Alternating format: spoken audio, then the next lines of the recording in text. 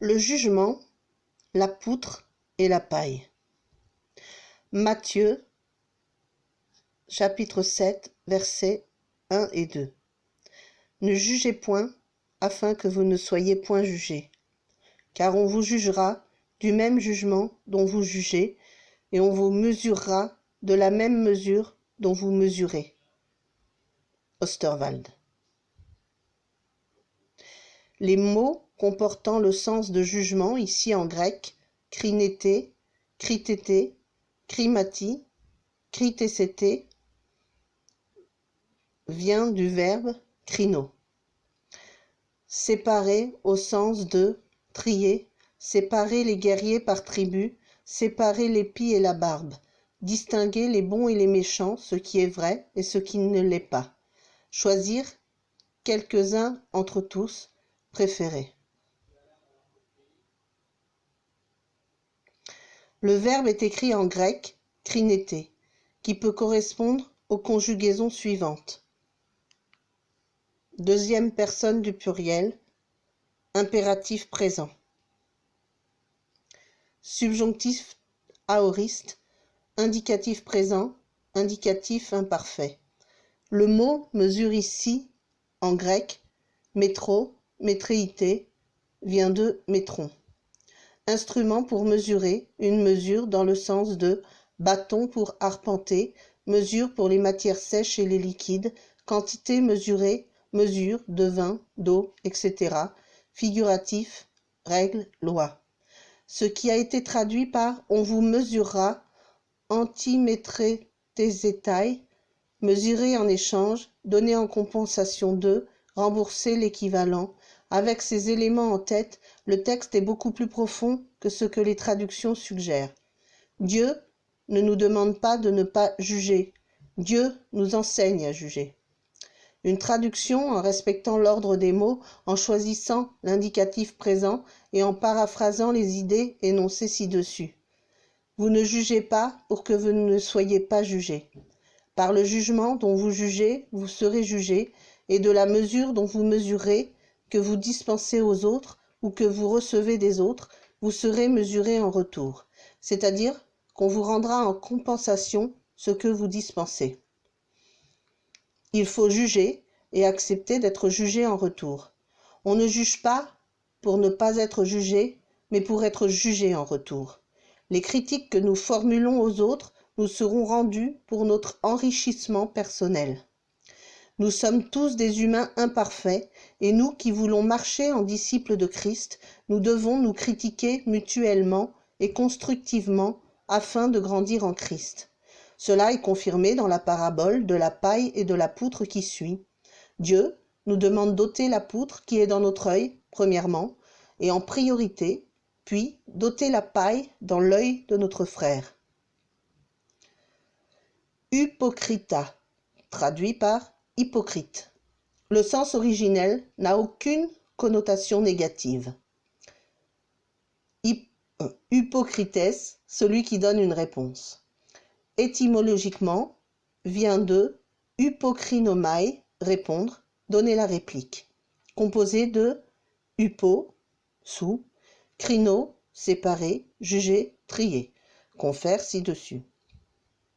Celui qui est sous le jugement, celui qui est en train d'être jugé, mais aussi celui qui est dans un dialogue. Dialoguer égale être jugé. Un autre point intéressant dans le texte original, kai toté, et à ce moment précis, diable féis, regarder d'un œil pénétrant, regarder fixement. Dieu nous exhorte au moment où on a ôté la poutre de notre œil à regarder fixement la paille dans l'œil de notre frère. Il ne nous demande pas d'ôter la poutre dans notre œil et d'abandonner le frère. Il nous dit que c'est lorsque nous voyons la paille qui est dans l'œil de notre frère que nous sommes interpellés par la poutre qui est dans notre œil.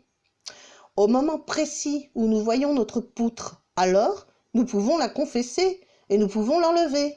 Et alors, nous devons regarder de façon pénétrante la paille dans l'œil de notre frère. L'être humain a été créé avec le besoin d'altérité. Nous avons besoin de regarder aux autres, de comparer et de juger, afin de voir ce qui ne va pas en nous. L'homme n'est pas fait pour vivre seul, mais dans l'échange avec les autres. Lors d'une discussion qui peut paraître anodine, le Saint-Esprit nous conduit à remarquer la paille dans l'œil de notre interlocuteur, afin d'attirer notre attention sur la poutre qui est dans notre œil. Cette poutre nous empêche d'avoir un regard pénétrant sur la paille dans l'œil de notre frère. Cette poutre est souvent un préjugé qui voile notre vision. En se laissant guider par le Saint-Esprit, il devient possible d'ôter cette poutre afin de voir clairement la paille dans l'œil de notre frère pour la lui ôter. Un exemple. Lors d'une discussion avec mon fils, je me rends compte qu'il est agité. Réflexe du monde. Je lui demande de se calmer. Ce qu'il ne faut pas faire et qu'il ne peut pas faire. Ce que me dit Dieu, ôte ta poutre dans ton œil. La poutre, mon énervement face à son agitation. L'idée préconçue comme quoi les enfants sont naturellement agités. En faisant ce que Dieu me dit, mon regard pénètre sa paille, son agitation, et voit le vrai problème. Son agitation vient d'une angoisse plus profonde, l'angoisse de reprendre l'école. Je peux alors le consoler sur son angoisse et son agitation s'en va. Beaucoup de chrétiens utilisent ces versets pour fuir la critique avec des réponses du genre « Ne me jugez pas »,« Dieu a dit de ne pas juger »,« Dieu te punira si tu me juges », etc. Alors que justement, ces versets incitent au jugement mutuel et à la compassion. Ces versets poussent au dialogue, au débat et à la critique, afin de nous améliorer mutuellement. L'homme, à cause du péché, a peur du jugement et aime fuir la lumière, car ses œuvres sont mauvaises. Et la cause de cette condamnation, c'est que la lumière est venue dans le monde et que les hommes ont mieux aimé les ténèbres que la lumière, parce que leur œuvre était mauvaise. Jean, chapitre 3, verset 19. Celui qui marche avec Christ est engendré par le Logos, qui est la lumière et la vérité. Il ne doit pas se cacher dans les ténèbres et fuir le jugement. Il n'a pas peur du jugement, puisque pour lui, aucun jugement ne peut aboutir à une condamnation, l'agneau de Dieu ayant déjà payé par son propre sang nos péchés. Celui qui marche avec Christ doit accepter que Dieu le conduise à être jugé par les autres, afin de le faire réfléchir et d'ôter les pailles et les poutres dans ses yeux. Celui qui marche avec Christ doit constamment juger de toutes choses, car il est sacrificateur éternellement selon l'ordre de Melchizedek, et Dieu vit en lui, et Dieu juge de toutes choses. Ne fuyez pas la discussion, les débats, la critique, mais en toutes choses, exercez votre jugement en Christ. Ne savez-vous pas que les saints jugeront le monde? Et si vous jugez le monde, êtes-vous indigne de juger des moindres choses? 1 Corinthiens, chapitre 6, verset 2.